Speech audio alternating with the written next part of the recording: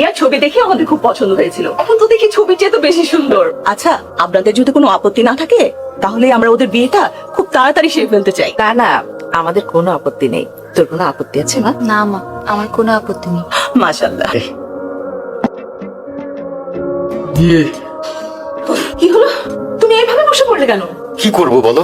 প্রত্যেকবার এসে মেয়েকে দেখে যায়, পছন্দ করে এবং কথা দিয়ে যায়, তারপর বাড়ি থেকে বিয়েটা ভেঙে দেয়।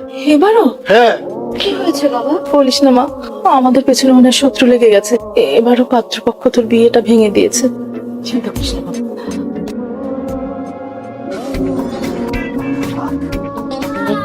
আপনি এখানে? জি, আপনার জন্যই অপেক্ষা করছিলাম। অফিস যাচ্ছেন? হ্যাঁ, কিন্তু আপনি বললে যাব না। তার কোনো প্রয়োজন নেই। আসলে একটা প্রশ্ন মনে অনেক ঘুরঘুর করছিল, আমাকে তোর কেমন লেগেছে? আপনাকে আমার অনেক ভালো লেগেছে। আপনাকেও আমাদের অনেক ভালো লেগেছে। আমাদের? আমি এবং আমার বান্ধবীরা। আপনারা ক্রিকেট খেলেন? হ্যাঁ, আজকে আমরা ক্রিকেট খেলবো আর বলটা বুঝতে পারলাম। বুঝেনি, একটু বুঝিয়ে দাও। বিয়ে করার খুব শখ হয়েছে, খুব শখ হয়েছে বিয়ে করার, তাই না? আরেকটা নতুন পাত্রের সন্ধান পেয়েছি মা। ছেলেটা দেখতে শুনতে মাশাআল্লাহ অনেক সুন্দর। এবার ছেলেটা কিন্তু ডাক্তার। তুই কি বলিস বল? আমি কি বলবো? আমি কি কখনো তোমাদের কথার বাইরে গিয়েছি? মা, আমি হাজার লক্ষ কোটি বার বলেছি আমি বিয়ে করবো না করবো না করবো না, তারপরও তোমরা কেন পাত্রী ফাইনাল করলে? এই পাত্রীটা অনেক ভালো, সচরাচর এরকম পাত্রী পাওয়া যায়। পাত্রী যতই ভালো হোক মা, আমি বিয়ে করবো না। আমি আমি চিরকুমার থাকবো। কেন তুই চিরকুমার থাকবি? দেখো মা, ছোটবেলার সবাই আমরা একটা রচনা পড়ি, রচনার নাম হচ্ছে এম ইন লাইফ। তো তোমার ছেলে অনেস্ট, সে এসএসসির পরীক্ষায় এম ইন লাইফ রচনায় যা যা লিখেছিল তা অক্ষর অক্ষরে পালন করে যাচ্ছে। তাই মা, আমি অনুরোধ করছি, আমাকে প্লিজ মা মনোযোগ দিয়ে মানুষের সেবা করার সুযোগ দাও। বিয়ের পরে তো মানুষের সেবা করা যায়। না, যায় না মা। বিয়ে হচ্ছে একটা পিছুটান, তখন মানুষের সেবায় সময় দিব কম এবং বাসায় সময় দেবো বেশি। তার মধ্যে বই চাহিদা তো আছে, শাড়ি গয়না গাটি এটা ওটা। এখন ছেলে হয়ে তুই যদি চাস তোর বাবা মা অপমানিত হোক, তাহলে যাস না। দিলে তো আটকে, ছেলে হয়তো বাবা মার অপমান মানতে পারবো না, তাই না? ওকে ফাইন, আমি যাবো, কিন্তু যাবো শুধুমাত্র তোমাদের মুখ রক্ষা করার জন্য, বিয়ে করার জন্য না। আচ্ছা, তোর বাবা মা তোকে বিয়ে দেওয়ার জন্য ভাবে উঠে পড়ে কেন লাগছে? যতই উঠে পড়ে লাগুক না, আমরা যেই কোনো করেছি সেটা অটুট থাকবে। আবারও মনে করিয়ে দিচ্ছি, প্রিয় সহপাঠী, বন্ধুগণ, প্রাণের সখী, তোমাদের সকলের অবগতির জন্য জানানো যাইতেছে যে আমরা যে অঙ্গীকার করিয়াছি তাহা অটুট রাখিব, অটুট রাখিব। প্রাণ চলিয়া গেলেও এই পুরুষ শাসিত সমাজের কাছে নতি স্বীকার করিব না, নতি স্বীকার করিব না। শপথ। অনেক মারামারি হচ্ছে, এবার অন্য কিছু করা লাগবে।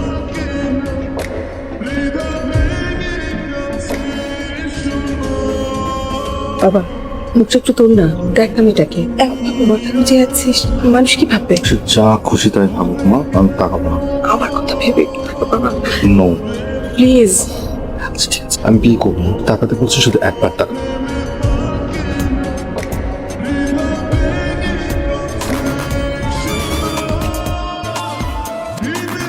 তাহলে আজকে উঠি ভাই সাহেব। বাবা,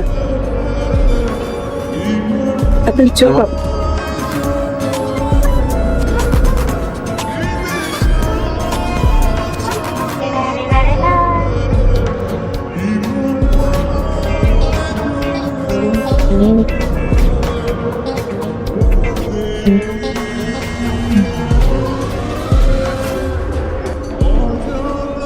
চলো বাবা।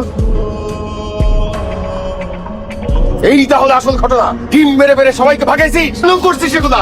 ছেলেগুলোকে তো তোমাদের পছন্দ হয়েছে, আমার তো পছন্দ হয়নি। আচ্ছা ঠিক আছে, তোর বাবাকে বলতে না পারতিস, আমাকে বলতিস।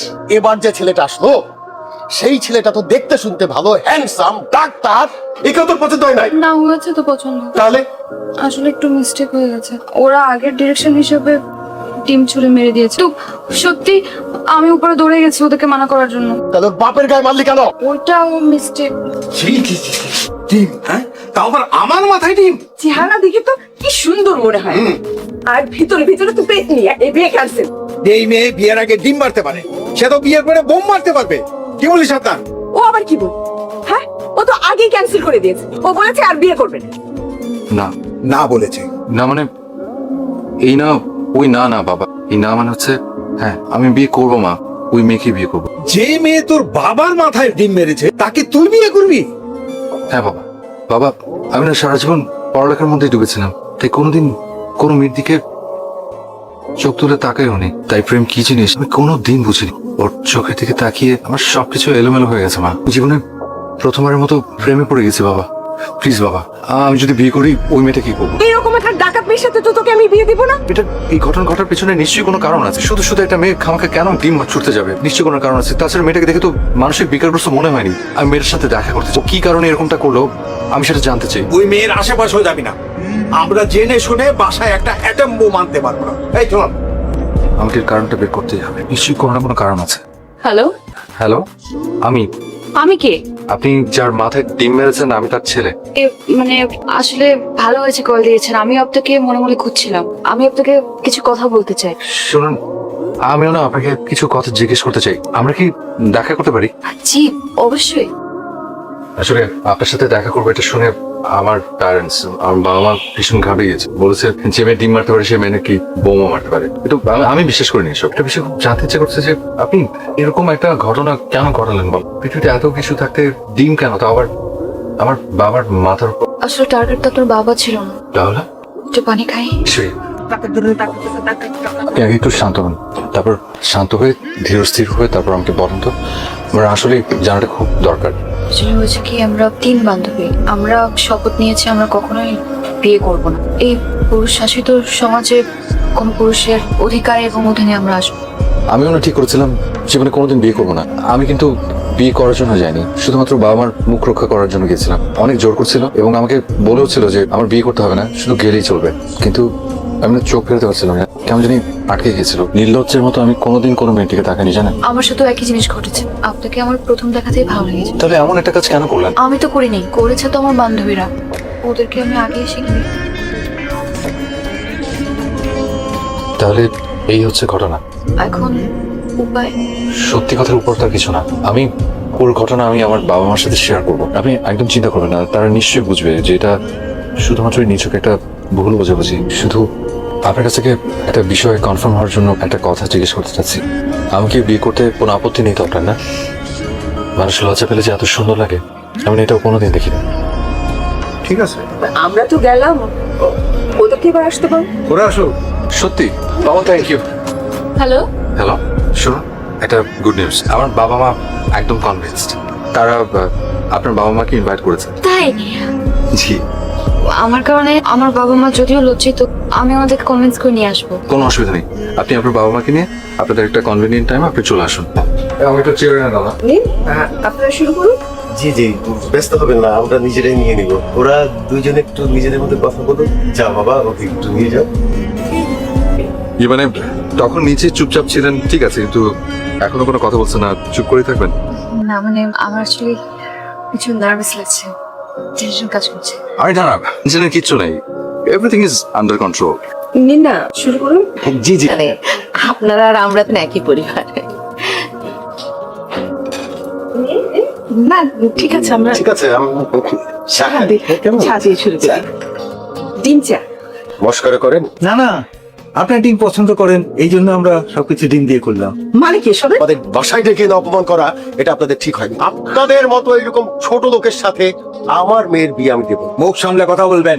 এই মুখ সামলে আপনি কথা বলবেন। ছোট লোক বলছেন কাকে? ছোট লোক হচ্ছেন আপনারা। আমার মেয়েকে আপনার বাড়িতে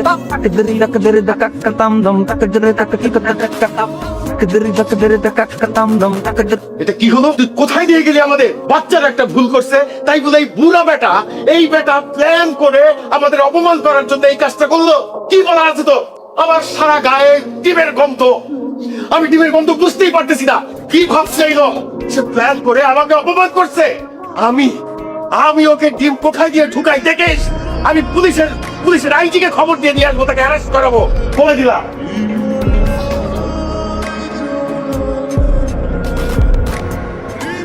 প্রথম ভুলটা তো আমিই করেছিলাম। তো কি হয়েছে? আমাদেরকে দাওয়াত দিয়ে ডেকে নিয়ে গিয়ে এটা করবে? খেতে দিয়েছি সবকিছু দিয়ে, ঢেকে রেখেছে সে তার মধ্যেও দিয়ে। কিন্তু প্রথম তো বাবাই চিৎকার করে উঠলো। হোয়াটএভার, তো প্ল্যান করেছিল। ওদের একদম প্ল্যান করা যে আমাদেরকে অপমান করবে, এই জন্য সবকিছু মধ্যে ডিম রাখছে। আশ্চর্য তো তোমার মেয়ে, তুই ওদের পক্ষ দিচ্ছিস কেন? আমি তোকে পরিষ্কার ভাবে বলে দিচ্ছি, ওই বাড়িতে আমি তোকে বিয়ে দিব না। ওরা এখনই যদি আমাদেরকে এইরকম অপমান করে তা আমি কি করবো বলো?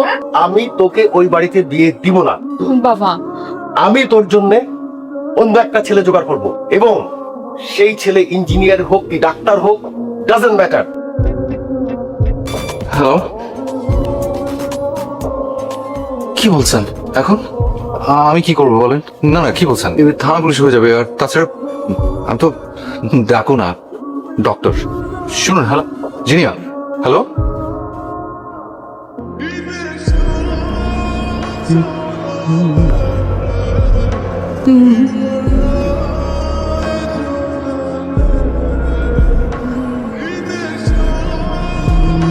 তোমার সঙ্গে আমার একটু জরুরি কথা আছে। আমি আজকে বিকেলে যখন ছাদে গেলাম, দেখলাম আদনান মন খারাপ করে বসে আছে।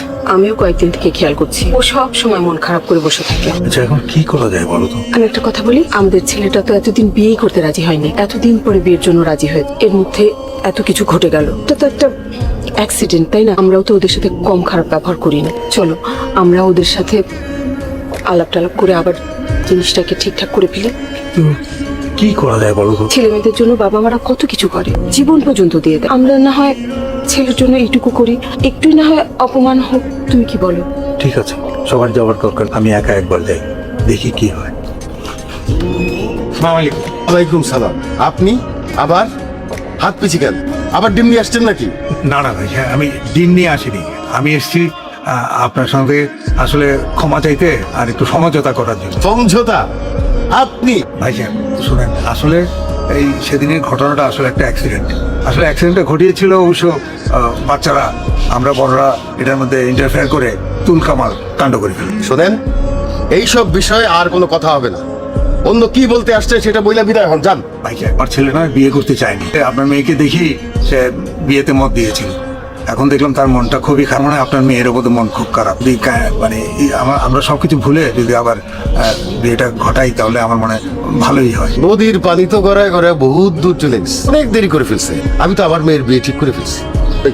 এই যে ঘটক সাহেব ফোন দিছে একদম সময় মতো। জি ঘটক সাহেব, আলহামদুলিল্লাহ।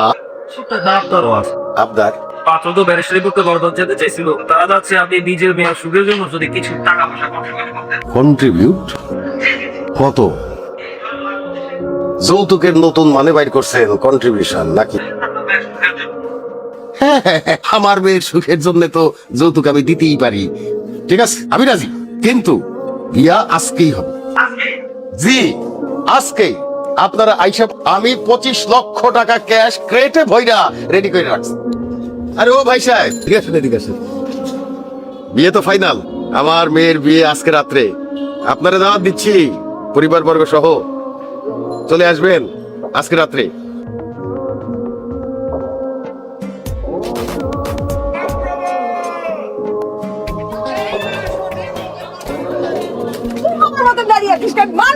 এক্সকিউজ মি, জি এই না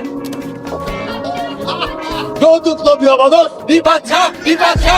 ভাই সাহেব, আরে এখন আমরা আমাদের কাজটা শেষ করে বলি। কাজী সাহেব ডাকেন, জলদি ডাকেন। আরে চলেন, কাজী সাহেব তো রেডি। একটা কথা বলবো, আজ না আমার ভীষণ নার্ভাস লাগছে। কেন?